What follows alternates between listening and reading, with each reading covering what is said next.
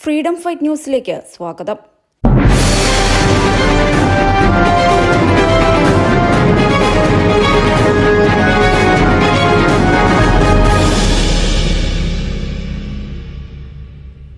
തന്റെ കുഞ്ഞനുജനെയടക്കം 6 പേരെ അവൻ കൊലപ്പെടുത്തിയത് കേട്ട് കേരളം മുഴുവൻ സ്തംഭിച്ചിരിക്കുകയാണ്. എന്തൊരു ക്രൂരതയാണിത്!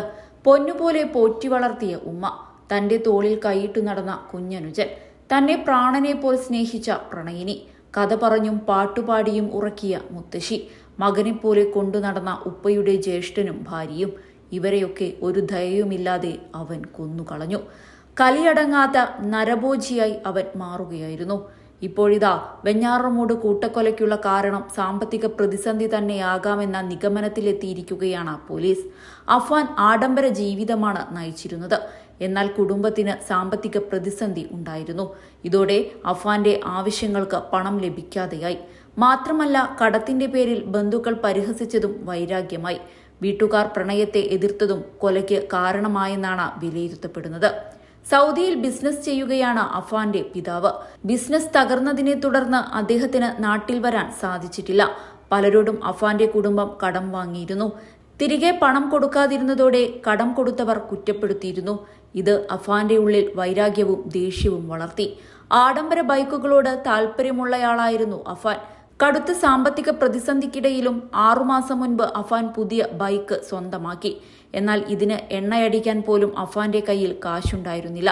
ജോലിയും സാമ്പത്തിക ഭദ്രതയും ഇല്ലാതെ ഫർസാനയെ വിവാഹം കഴിക്കാൻ സാധിക്കില്ലെന്ന് വീട്ടുകാർ നിലപാടെടുത്തതും കുടുംബക്കാരോടുള്ള വൈരാഗ്യം കൂടാൻ കാരണമായി.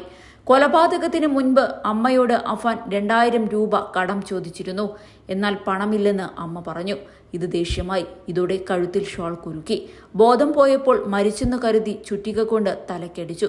ഇവിടെ നിന്ന് വല്യമ്മയുടെ സ്വർണമാല തരപ്പെടുത്താനാണ് പാങ്ങോട്ടേക്ക് പോയത്. എന്നാൽ വല്യമ്മയും ആവശ്യം തള്ളി.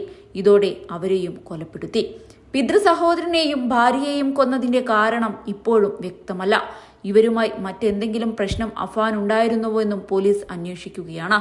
അതേസമയം അഫ്വാന്റെ മനോനിലയ്ക്ക് തകരാറുണ്ടോ എന്ന കാര്യം പോലീസ് പരിശോധിക്കുന്നുണ്ട്.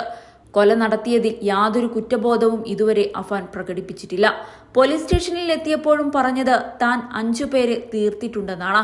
ഈ രീതി അത്ര പരിചിതമല്ലെന്നാണ് മുതിർന്ന പോലീസ് ഉദ്യോഗസ്ഥരും സമ്മതിക്കുന്നത്. ഇയാൾ ലഹരി ഉപയോഗിച്ചിരുന്നോ എന്ന കാര്യവും പോലീസ് വിശദമായി തന്നെ പരിശോധിക്കും. അഫ്വാനെ കസ്റ്റഡിയിലെടുത്ത് വിശദമായി ചോദ്യം ചെയ്താൽ മാത്രമേ കൊലപാതകത്തിന്റെ കാരണം സംബന്ധിച്ച് വ്യക്തമായ ഉത്തരം ലഭിക്കൂ.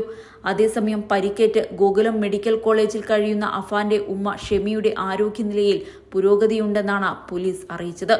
ഇവരുടെ മൊഴിയും കേസിൽ നിർണായകമാണ്. ഫ്രീഡം ഫൈറ്റ് ന്യൂസിനു വേണ്ടി രമ്യ അവിനാഷ്, കോഴിക്കോട്.